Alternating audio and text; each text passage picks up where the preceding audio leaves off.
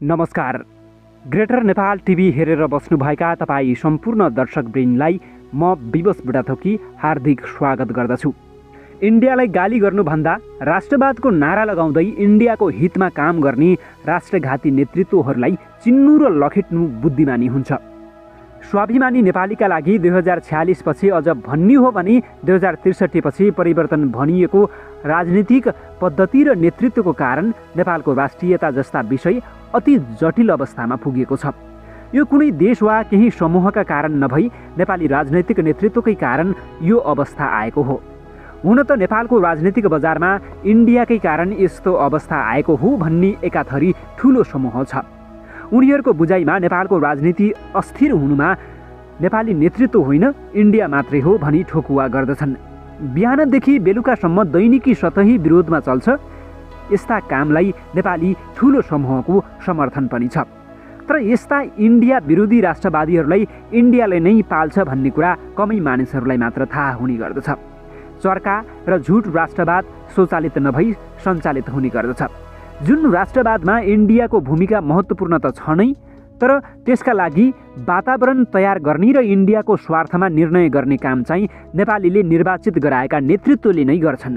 त्यसैले इन्डियाको एकहोरो विरोध गर्नुभन्दा आफैले विश्वास गरेर सत्तामा पठाएको व्यक्तिहरूले नेपाल र नेपालीको हितमा भन्दा इन्डियाको हितमा किन काम गर्छन् खोजी त गर्नु पर्यो नि।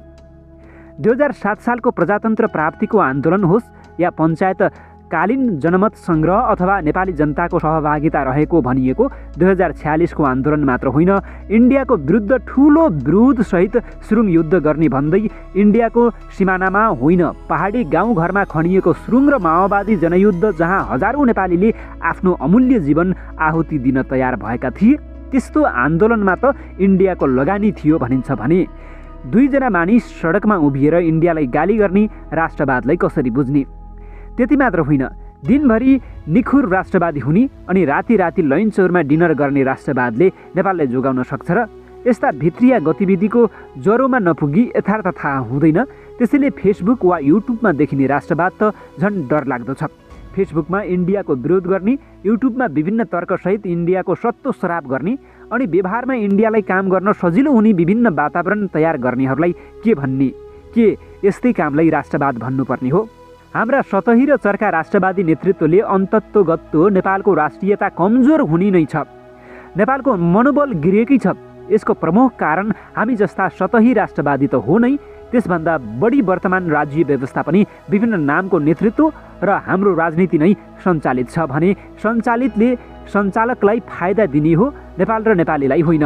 त्यसैले त हाम्रा नेतृत्वले विभिन्न सन्धि सम्झौता गर्ने, खोला नाला प्राकृतिक स्रोत इन्डियालाई बुझाउँदै आइरहेका छन्। यस्ता काम बढी चर्का राष्ट्रवादी जाम लगाएर गरिन्छ। चर्का राष्ट्रवादीलाई हामी चुनेर पठाउँछौँ तर उसले इन्डियाको लागि काम गर्छ। यो शिक्षित युवा युवतीले बुझ्नुपर्ने हो। तर दुर्भाग्य नेपालको शिक्षित युवा युवती त्यसै राष्ट्रघातीको कार्यकर्ता बन्न तयार छन् त परिवर्तन कसरी सम्भव छ? काउसो रोपेर कागती फलेन भन्नुभन्दा काउसोलाई ओखेल्नु नै बुद्धिमानी हुन्छ। त्यसैले इन्डियालाई गाली गर्नुभन्दा इन्डियाबाट सञ्चालित व्यवस्था र नेतृत्व ओखेल्न आवश्यक छ। शिक्षित युवा युवतीको सच्चा काम यो नै हो। राष्ट्रलाई बलियो बनाउने र राष्ट्रिय हित जोगाउने र रक्षा गर्ने भनेको सशक्त सङ्गठित राष्ट्रिय सेना हो।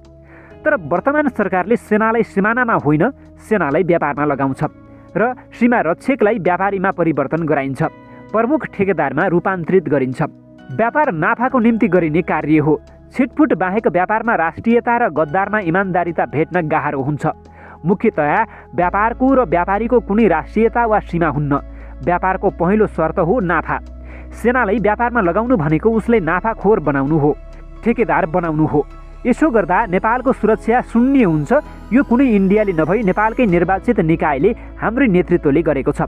अनि हामी इन्डियालाई गाली गरेर नेपाली सेनाले नेपालको रक्षा गर्न सक्छ? नेपाली सेनाको सिङ्गो सङ्गठनलाई देशको सुरक्षाको खातिर ठुलो बजेट दिइन्छ।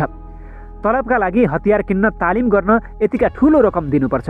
तर सुरक्षाको लागि होइन, व्यापारको लागि अथवा ठेकेदार बनाउन हो भने यतिको ठुलो रकम किन दिनु पर्यो?